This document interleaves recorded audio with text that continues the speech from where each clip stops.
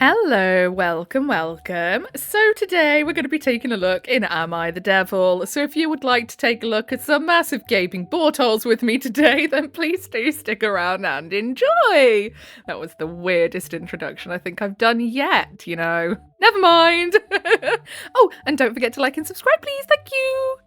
Okay, first on the list of cavernous rectums is my wife is stupid because she spends money. That's what the person who reposted it said, by the way, not the actual poster. Normally they're not that on the nose, but near as damn it. Am I the butthole for telling my wife I feel sorry that she's lacking in intelligence after she weaponized a suggestion I made to her about spending? Goodness me. My wife goes to a coffee house 2 to 3 times per week. She works from home and goes there frequently. We share a joint account and both have credit cards and the app. She discovered this coffee shop a month ago and gets at least 2 to 3 drinks plus maybe a donut or a muffin every time. This has really increased some discretionary spending. I'm talking $9 lattes and $6 muffins, so it's significant. I approached my wife and asked her if she could mind cutting down those expenses a little bit. Or maybe if she feels like she has to buy something every time she goes, why doesn't she utilise the clubhouse in our apartment complex if she really wants to go outside the house? We do well financially, but I don't really like unnecessary spending. I'll just let her have a latte, for God's sake. If you can afford it, just let her have it. If it makes her happy, gets her out the house. She didn't take that well and just pouted her face like a big baby and just said, fine, she just won't do it anymore since I want her to lose her mind. This really annoys me. I say one thing and she takes it completely differently, making it impossible to have any kind of decent discussion with her. Because you're treating her like a child. You've just said you can afford it. What's the problem, really? This time I didn't hold myself back from wanting to tell her something similar in energy and tone and said, oh, I didn't realise you were either trying to punish me or are genuinely lacking in intelligence at what I said. I feel sorry for you. Of course this annoyed her and she asked me to say that again and if I meant to make her feel that way. I said, you heard what I said.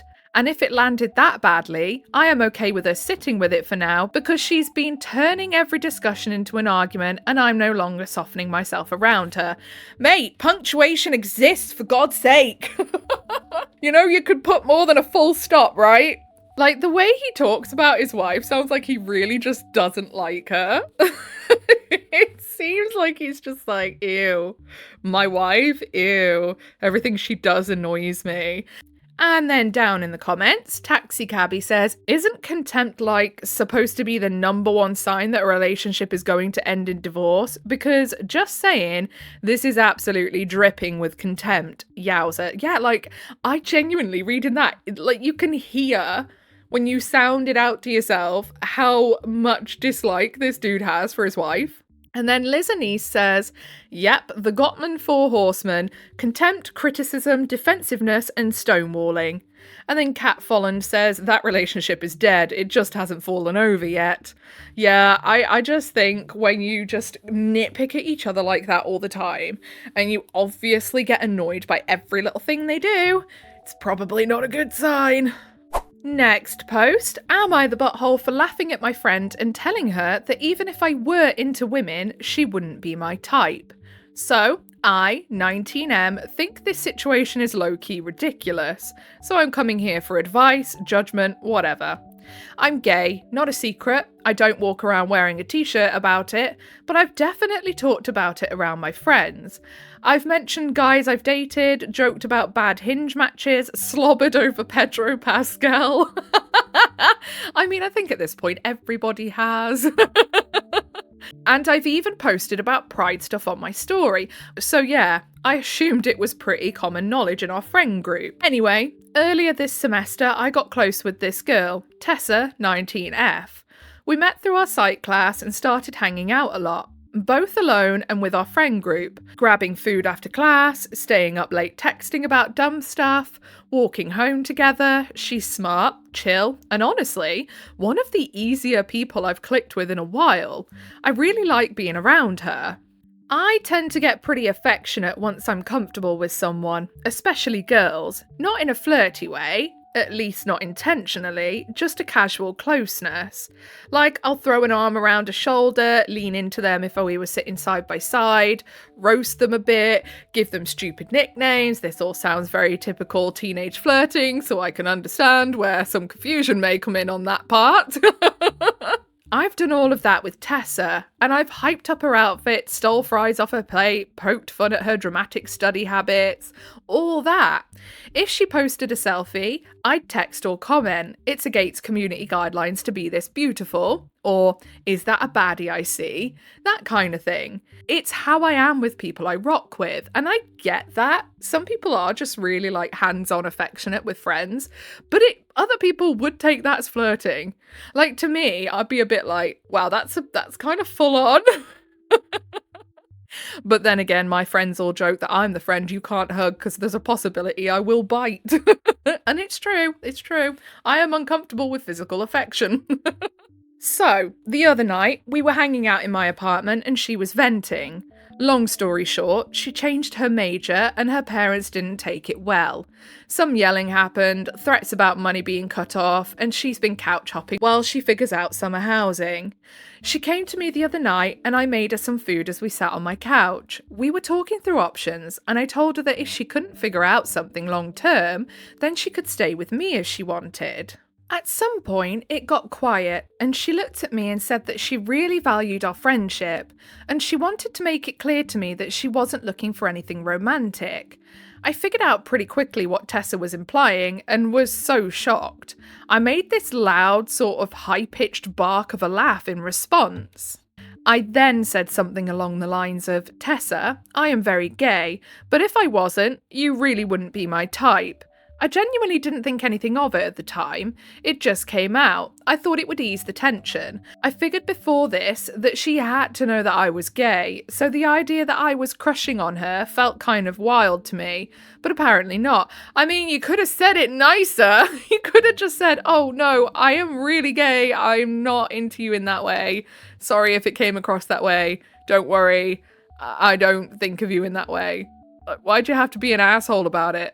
She got really quiet after that, didn't say much the rest of the night until she finally left, and now she's totally pulled away.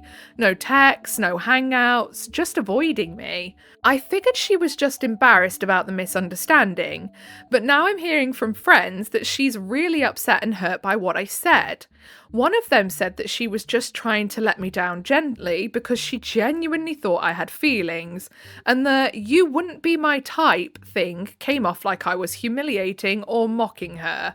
And yeah, okay, I kind of see how if she didn't know I was gay, all the joking and physical closeness might have looked different to her. And maybe the way I handled it was too blunt.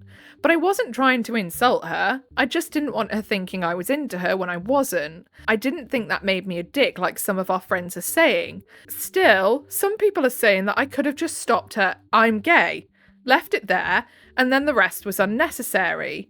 And now I'm wondering if I owe her an apology or not. Am I the butthole? Yeah, you owe her an apology! Like, she was just, like, misreading the signs, which is, fair enough. So then, down in the comments, Drunk on Red Cordial says, "How to let someone down nicely. I want to make it clear I'm not looking for anything romantic. How to be petty, mean-spirited about it. Haha, I'm gay, and even if I wasn't, you wouldn't be my type.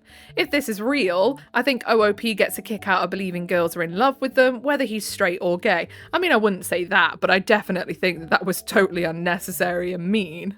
Next post, the person who reposted it says, "OOP is a bully to sister. Am I the butthole for making my foster sister give up her seat whenever my friends go places with us? I'm 18F and the only kid in my family that drives. I have a 16-year-old foster sister, Mackenzie, who has been here for 2 years, and a real sister, Lily, who's 8. Both my parents work a lot, so my mum lets me use her second car to see my friends, and she asks me to drive Lily and Mackenzie places and gives me money to take them out to eat. I usually invite my friend Chloe or my boyfriend Gabe to come with us, and when they do, I make Mackenzie give them the front seat and sit in the back with Lily. She always whines that she shouldn't have to move for my friends and they should sit in the back, but she eventually gets in the back. I mean, So far, I just think that's kind of like a sibling thing to do. Just be like, no, my mates get the front seat, actually. Bugger off, get in the back. Do you know what I mean? I think that's kind of a normal thing that sisters would do.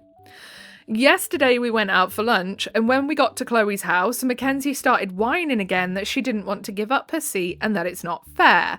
I told her it's not fair that I'm expected to chauffeur her around to wherever she wants to go, but here we are. She went to the back and we went to get burgers. The people at the drive-thru forgot to make my burger, so they told us to wait in the front and they'll get it for me. I parked and gave Chloe and Lily their burgers so they could eat and told Mackenzie to get my burger. Whoa, here we go. Now we're seeing where the devil's coming in. She said no, and then it's my burger, so I should get it myself. She refused to get out of the car, so I had to go out and wait. When we got home, I told Mackenzie off for being a disrespectful little shite and told her to stay in her room until my mum got home and took her phone and tablet. Who do you think you are? When my mum got home, Mackenzie ran to her and cried that I was being mean to her, and my mum sided with her and said that she had a really bad home and we needed to be gentle with her. And she said that I can't drive her car until I learn to be nice to my sister, and yelled at me for taking her phone and tablet and sending her to her room. Yeah, she's 16, she's not a little 12-year-old for a start. And for second, go out and get your own burger, you lazy little so-and-so. Like, what the hell? I think that since my parents are letting Mackenzie live here, the least she could do is be respectful to me and my family. Yeah, but she's not your skivvy, love. She's a foster child, not a skivvy. She's not coming in to be a maid for you. Like, what? So, am I the butthole for making my foster sister give up her seat in the car? Edit. Also, I babysit them Mondays and Tuesdays while my parents work because I decided to wait a year before going to college, and it was either that or pay rent, so I was in charge when this happened. Edit. Okay, I know I shouldn't have tried to make her get my burger, but she should have been more mature about it and not run crying to mummy and daddy and having to sleep in their room. But the thing is, like, this is bad enough that obviously this OP is basically proving that they see this foster kid as their own personal skivvy because they're doing them the service of letting her live with them, so she should basically run around after her. But we're only getting the OP's version, which will be a mild version of what actually goes on. So I'll bet any money the OP is 10 times worse to this kid in real life. And at the end of the day, like, you could say, well, you know, the OP's just annoyed at having to look after them. But it's not one of these cases where they're being told you've got to look after them and you get nothing for it. Like, they're allowed to use the car. The mum gives them money to get them food, you know? It's not like the parents are just completely just saying you have to look after them and you get nothing. This person just seems so entitled and icky. And I'm seeing a lot of comments about this, so I'm going to say it here. My parents are trying to adopt Mackenzie. Edit, my parents said they talked about my punishment and they'll tell me when they come. Update, my parents are kicking me out because apparently me being here is negatively affecting Mackenzie's mental health and could potentially interfere with her adoption. So now I have to get a job, buy a car and help pay for my own apartment. Yeah, you were getting everything for free. Everything was going great, wasn't it? You really only had to do 2 days of babysitting a week, and it wasn't even really babysitting because the one's 16 and the other is 8. More than old enough to really watch themselves just under a bit of supervision and entertain themselves, should I say. Like, imagine getting everything so easy, you know. All the parents asked for was 2 days babysitting a week when you got free use of a car that you don't have to pay for. You know, they weren't making you pay rent or anything or any utilities. You didn't have a job and all you had to do was be nice. So, down in the comments, potential ad 1397 says, well, at least OOP got herself kicked out, lol. And then that's not a knife, says, why do I feel like they did not kick her out? And she just added that edit to make people disagreeing with her feel bad. I mean, I wouldn't be surprised. And then Impressive Spell 643 says, little did she know, it had the opposite effect. Yeah. So this next one, the reposter says, but he did the dishes. Here we go. Wife leaving. Help. Wife leaving. Me and my wife are both 21 years old. That's so young. Oh, okay. I'm in the military in the UK. Okay, there you go. That's why they're married so young. I'm in the military living in the UK. One night I got super drunk and don't remember anything, but my wife told me she was scared for her safety and I was yelling at her. I said things like "sloot," "whore." She then left to go to her parents in the US for like 3 weeks, then came back.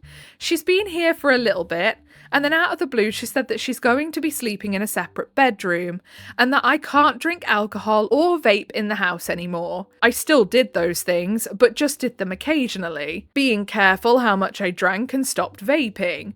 I took it really hard when she said she wants to sleep in separate rooms, and I ignored her for 4 days, not talking to her at all. Okay. So you're a man baby then? Since then, she broke down crying about how I'm a child and she can't do everything by herself. I talked with her and am now trying to do more, and I did the dishes and cleaned up around the house. Oh, the little baby man baby, would he like a certificate and an award for doing the friggin' dishes? Get out of it. And then for one last time, I guess, I drank, and when my wife was sleeping in her bedroom, I barged in and tried to convince her to change her mind about the bedrooms.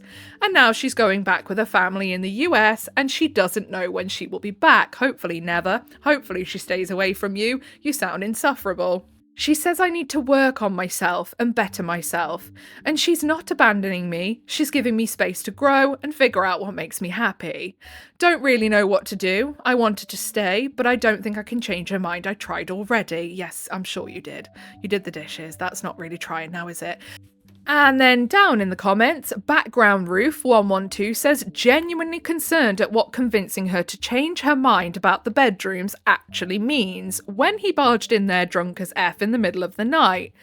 One ocean might not be enough space to put between them for her safety. Okay, so editing void here. I just want to clarify that I was not laughing when I was saying that just now because of the safety thing. The reason I was giggling as I was just reading that last bit of that person's comment is I had actually said the exact same thing on the tail end of my comments following reading the OP's post, but I had to cut that bit off because there was a really loud noise in the background that must have been going on outside and it sounded awful. So I was laughing because obviously they'd said the exact same thing as me about needing more than one ocean between them because that is exactly what I had said too. So just going to clarify that because out of context it seems like I'm laughing about obviously the whole safety thing, which obviously I was not. And then Creative Pop 2351 says, having been on the receiving end of this, I can 100% confirm it was so much worse than he's saying. Yeah, literally, it would have been way worse. Terrorizing someone so they can't sleep is a form of torture. And then Captain Farthole, yes, that is their username, says, I did nothing and I'm all out of ideas. So I think that's where we're going to leave it for today. If you made it all the way to the end with me, I appreciate you very, very much. If you give a little like, subscribe, turn notifications on, that'll be your initiation into the cult of void. Come join me in the darkness. It's quite nice. It's very quiet. It's lovely. Anyway, whatever it is you're doing for the rest of the day, I hope you have a really good rest of your day. Goodbye.